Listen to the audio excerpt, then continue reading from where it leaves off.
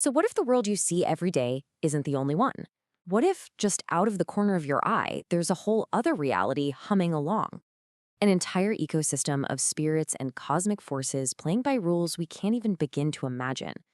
Well, today we're diving into the extraordinary personal story of an author named Audre Mulo. She claims to see this hidden world as clearly as you're seeing this right now. And her book, Spirit World Operation, it's not just a memoir. She says it's a map to a dimension that's all around us. Our story starts not with some magical discovery, but with pure, absolute terror. Just try to put yourself in her shoes. You're a little kid, alone in your room, and then right out of the walls, these things start to emerge. And we're not talking about shadows in a scary movie. For her, they were real, they were tangible, they were cruel, and they were focused entirely on her. This was Audre Mulo's childhood, a constant assault from a world nobody else could even see. And right there, that's the core question that's going to drive this whole journey. When a kid talks about monsters, what do? We usually brush it off, right? An overactive imagination.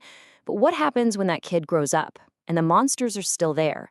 Is it all just in her head? Or could she be getting a glimpse of something real, something profound, and frankly, something pretty unsettling about the very nature of our reality? Let's follow her story and see where it takes us. Okay, let's begin. Prologue, a childhood of shadows. For most of us, a shadow is just where the light isn't. But for young Audre Mulo, the shadows were very much alive. Her childhood wasn't just tough. It was basically a war fought on two separate fronts. One in our world, in a pretty troubled home, and the other in this spirit world that just would not leave her be. You have to understand, the suffering was coming from two directions. On one side, she's got these horrifying green creatures whispering nasty things, pulling her hair, just this constant harassment. But when she'd cry out for help, when she tried to tell someone, she was hit with another kind of pain, disbelief. Her parents were convinced it was all for attention, that it was just a fantasy. So they'd punish her. They told her again and again, ghosts aren't real. Her own reality was denied. This put her in an impossible position. Either she deals with the torment from the spirits in silence, or she faces the anger of her parents. So, to survive, she did the only thing she could think of. She pushed it all down, buried it deep inside, and tried to pretend it was all just a nightmare. So now, let's jump forward in time. Act 1. The spiritual battlefield. Years go by, the memories get buried, and that unseen world finally goes quiet. But it wasn't done with her, not by a long shot. One chance decision was about to blow her entire world wide open again. And this is where everything shifts. At 26, she gets into Qigong, that practice of slow, meditative movements to cultivate life energy. For her, it was like flipping a switch. Her psychic senses, the ones she had suppressed for so long, came roaring back to life. And that's when a guide appears. But not some guru. It was her own soul, appearing to her as the silver-haired man who called himself Mulo. But with this new vision came new dangers. Someone in her Qigong group gets jealous and launches what she describes as a full-on spiritual attack that just shatters her energy field. She was completely defenseless, but this time was different. This time, she wasn't alone. Mulo steps in, but he doesn't fight for her. He teaches her how to fight for herself. This was the moment she stopped being a victim and started her training as a spiritual warrior. And the self-defense Mulo taught her wasn't about fighting back. It was all about building an unbreakable internal fortress. Step 1, ignore the attack. Don't even give it your attention. Just close your eyes and focus inward. Step 2, find your center, that quiet, strong place deep inside, right in your heart. Now, step 3 is where it gets really amazing. He taught her to sing a song with her energy, a frequency of pure joy and self-love that literally weaves a protective shield around her. The idea is that nothing negative can get through a barrier made of pure, self-sufficient joy. And then finally, step 4, once the coast is clear, you learn to go back and meticulously patch up any damage. It was all about empowerment. Act 2, an atlas of spirits. Okay, so now she knows how to defend herself. And with that safety, fear starts to turn into curiosity. She's not a victim anymore. She's an explorer, ready to actually start mapping this incredible, complex ecosystem that exists right alongside our own. But before she could map the outside world, she had to understand her inner world. Mulo explained that we're not just one single being, we're actually a team of 3. First, there's the physical body, the vessel. She calls hers Xiaozhan. Then there's the subconscious, which is basically our personality in this life. That's her azure. And finally, there's the eternal soul, the higher self, which in her case is Mulo. You have to grasp this three-part system because it's the lens through which she sees everything else. She soon learned that the spirit world isn't just a random free-for-all. It's got an order to it, a kind of spiritual food chain. It's mainly split into two groups. First, you have the Jingling. These are basically benevolent spirits with positive or yang energy. They feed on pure earth energy and tend to be connected to places like homes or shops. But then you've got the Jingguai, or sprites. These guys are wilder, more chaotic, with yin energy. And here's the crucial part. They can feed on negative human emotions, our stress, our anger, our fear. And when they do, they can become really malicious. It's not so much good versus evil. It's more like a natural ecosystem, a jungle we just can't see. And the details she gives are just fascinating.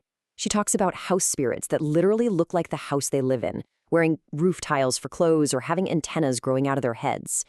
She describes shop spirits as being like contract employees that a store owner's soul hires to manage the energy of the business and help attract customers. And plant spirits, they're like a hive mind, a collective consciousness. But if you pick a piece of fruit, its spirit can actually break off and become its own individual being. I mean, according to her, we are absolutely surrounded by these neighbors we never knew we had. Act 3, the soul's grand design. So, after mapping the world around her, her journey took a massive turn inward to face the biggest question of all. Why? Why did she have to go through all that pain? The answer Mulo gave her was that none of it was random. It was all part of a plan. And this is a bombshell moment in her story.